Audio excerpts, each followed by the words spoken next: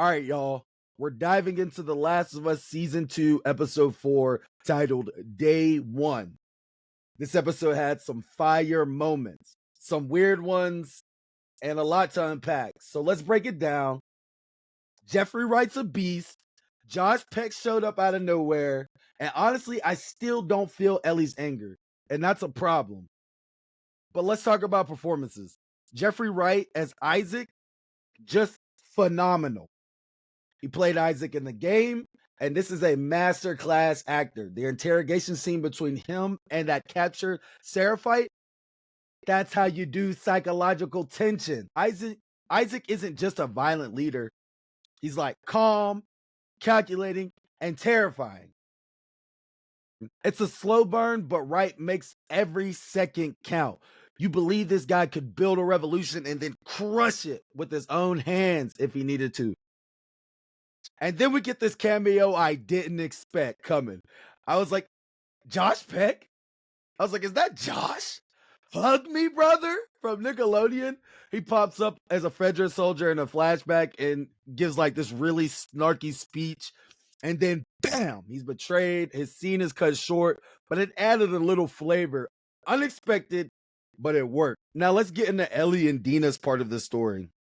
They finally arrived at Seattle, which is basically a war zone. You've got the WLF on one side and the Seraphites on the other, and both of them are just brutal.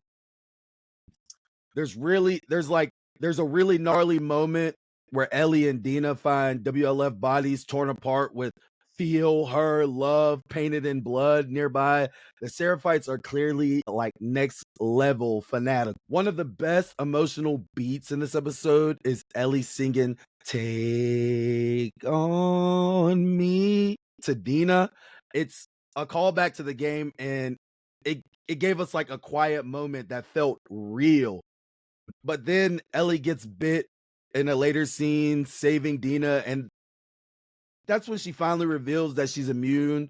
It's a cool moment. I liked it, but I really wish they'd established that a little bit earlier in the season. Like they've been dropping hints, but now to bring it up in season 4, it felt a little late. They could have used the supermarket scene like way back, in episode 1 to build that moment, but I mean, better late than never. Okay, there is action in this episode. So Ellie and Dina run into the WLF and kill like 2 dudes. That's it. Now I get it. This is TV. It's not the same as, the game, and you have pacing and a budget. And maybe they're saving some heat for later, but let's be honest. Game Ellie would have wiped out that whole squad. She would have gone full stealth kill Shiv mode and dipped. This felt toned down to the point where it kind of took me out of the moment. Then there's this chase scene, and I gotta say, it had one really dumb bit. They're getting shot at. Ellie and Dina drop down this hole, and the WLF stop firing. One dude walks up to the hole, looks down, shines a flashlight, and is like, I'm like, why aren't you shooting down the hole? Like, they're in a very confined space. Just shoot randomly down that hole. If you're aiming to kill some people, it's little things like that where I feel like the tension kind of just drops and the logic breaks.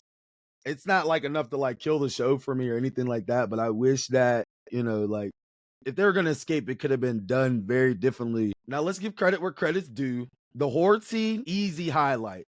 It was chaotic, tense, and it felt like vintage Last of Us. Ellie and Dina getting overrun, the desperation in their escape, top tier stuff.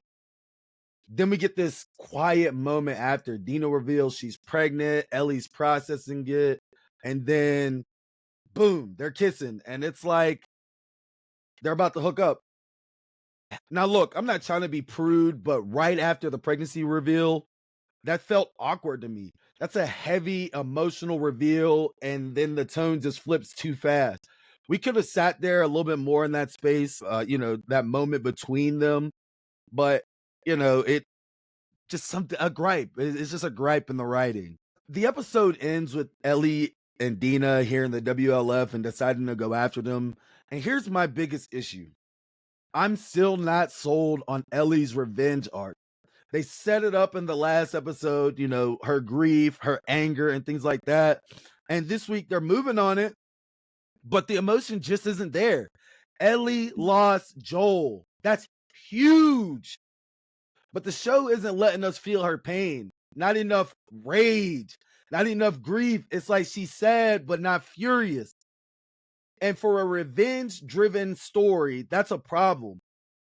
In the game, Ellie's anger is almost scary. It drives her, makes her reckless. Here, I just don't feel that same fire yet. Overall, episode 4 had some strong moments. Jeffrey Wright killed it, and the infected horde was wild, as always.